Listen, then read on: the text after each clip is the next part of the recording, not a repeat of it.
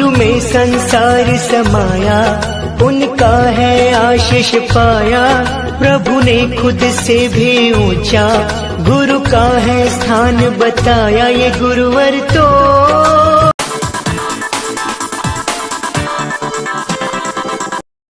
बच्चों और सब बढ़िया, उम्मीद करता हूँ सब घर पे रहेंगे। Welcome to our channel. जो लोग सब्सक्राइब किए उनका धन्यवाद, जो नए हैं, जो पहली बार देख रहे हैं, वो सब्सक्राइब करें, शेयर करें, लाइक करें और कमेंट करें।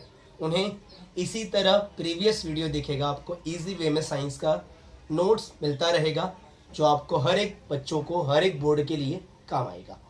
ठीक है, तो हम लोगों ने साइंस 1 का स्टार्ट किया था, क्लासिफिकेशन ऑफ पीरियोडिक टेबल। तो उसी के आगे हम कंटिन्यू कर रहे हैं। पहला टॉपिक है बच्चों, साइंटिस्ट 4 थे, 4 साइंटिस्ट थे। पहला कौन था बच्चों? डोबेराइनर, याद करो। दूसरा कौन था बच्चों? न्यूलैंड। तीसरा कौन था? मेंडेलीव। और चौथा कौन था बच्चों? मोसली। ठीक है, डोबेराइनर, न्यूलैंड, मेंडेलीव और मोसली, जैसा मैंने आपको कहा था, इनके अलग अलग लॉज है। तो आज की इस सेशन में हम लोग डोबेराइनर और न्यूलैंड कवर करेंगे। ठीक है, तो फर्स्ट हम लोग स्टार्ट करते हैं Dobereiner triad law. Actually Dobereiner triad law is a basic concept. Dobereiner triad law, triad law, इसे नॉर्मली हिंदी में कहते हैं डोबेराइनर का त्रिक नियम। डोबेराइनर का त्रिक नियम। ओके, अब बच्चों हम लोग जानते हैं कि ट्रायड क्या होता है। फर्स्ट में ये डोबेराइनर का पूरा नाम था J.W. Dobereiner, John Wolfgang Dobereiner. तो हम बात करते हैं ट्रायड क्या होता है। फर्स्ट, ट्रायड, इसे नॉर्मली आप कहते हो त्रिक। त्रिक मतलब, मान के चलो, एक सिंपल सा आपका एग्जांपल देता हूं। मैं स्कूल में 3 बॉयज या 3 गर्ल्स, 3 बॉयज या 3 बच्चों का मैंने ग्रुप बनाया। ठीक है, तो इसी similar group of arrangement of 3 element, मतलब 3 समान गुणधर्म वाले तत्वों को क्रम में व्यवस्थित रखना, ये क्या कहलाता है? त्रिक। मिक्स नहीं करेंगे हम लोग, सिमिलर है। तो 3 समान तत्वों के गुणधर्म वाले तत्वों को व्यवस्थित रखना। The 3 elements are arrangement in similar property, मतलब ऐसा एलिमेंट जिसकी प्रॉपर्टी सिमिलर हो, उसकी अरेंजमेंट को हम लोग क्या कहते हैं? ट्रायड। तो यहां पर मैंने बोला कि 3 बॉयज लिया और 3 गर्ल्स लिया।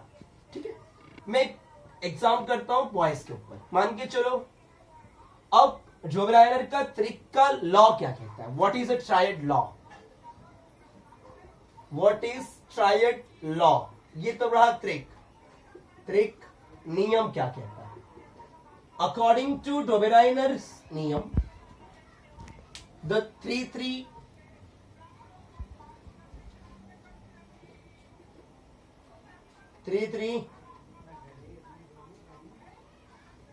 Elements arrangement.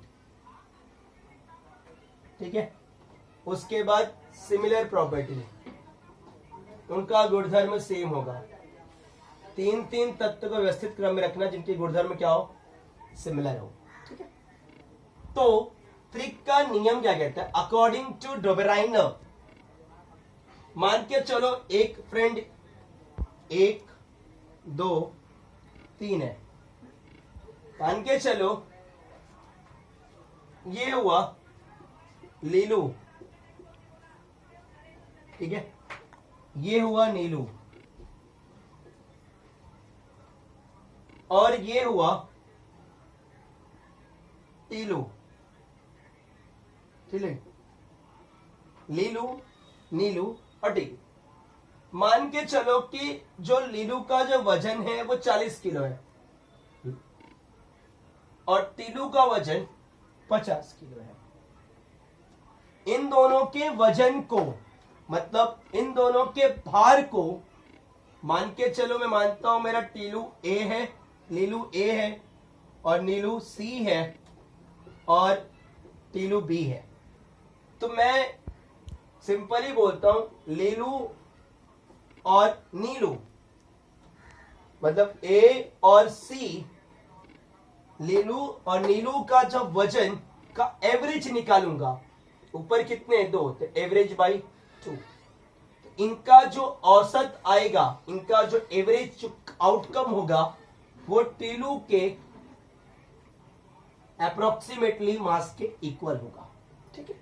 फॉर एग्जाम्पल, तो डोबेलिन का ट्रायड लॉ आपको समझा होगा कि आप 3 ऐसे एलिमेंट लो जिनकी प्रॉपर्टी सेम हो, जिनकी प्रॉपर्टी सेम हो, किंतु पहले और तीसरे तत्व का परमाणु भार या बीच वाले तत्व के परमाणु भार के औसत के लगभग बराबर होता है। ये इसका लॉ है।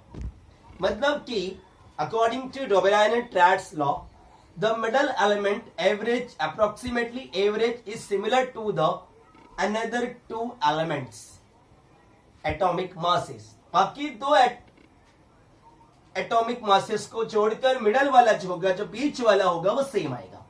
तो यहां पर आपको मान क्या चलना है कि आपको ये समरी बोलता हूं कि जो बी वाला होगा, जो आपका बी होगा, जो बी वाला होगा वो a प्लस सी बाई 2। इसका आपको दिमाग में याद रखना है कि जो मिडल एलिमेंट है, जो बीच वाला तत्व है, वो पहला और तीसरे तत्व को जोड़कर आएगा, उसका भी एवरेज। किस चीज का?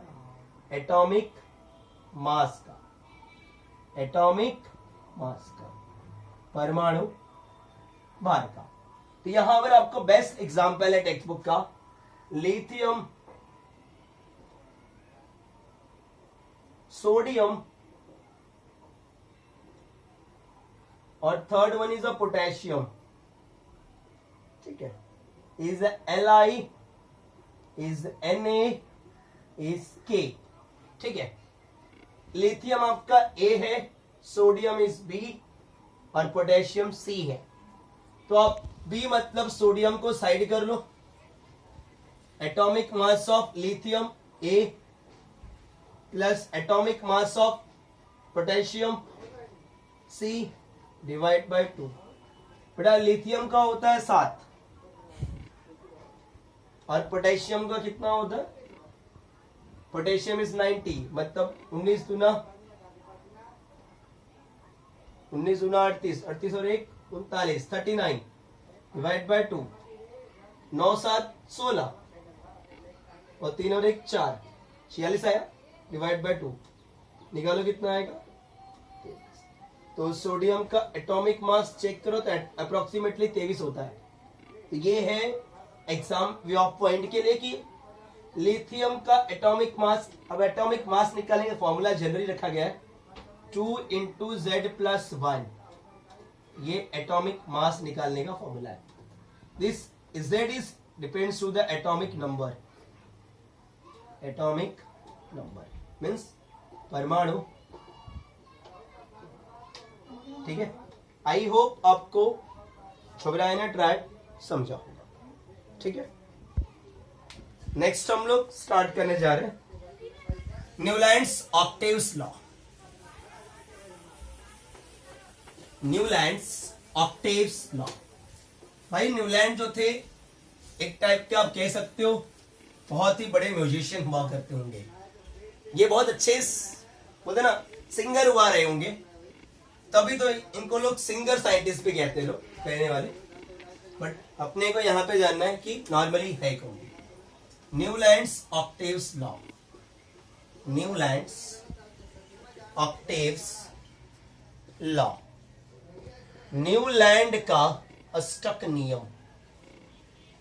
इनको ना भाई संगीत से बहुत लगाव था, ऐसा आप कह सकते हैं। और आपको याद रखना कि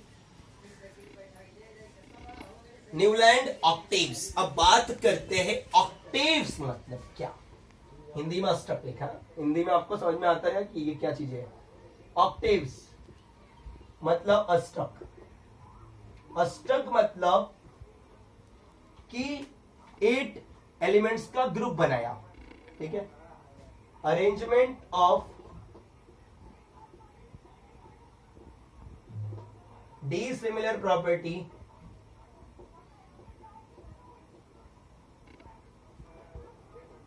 एलिमेंट्स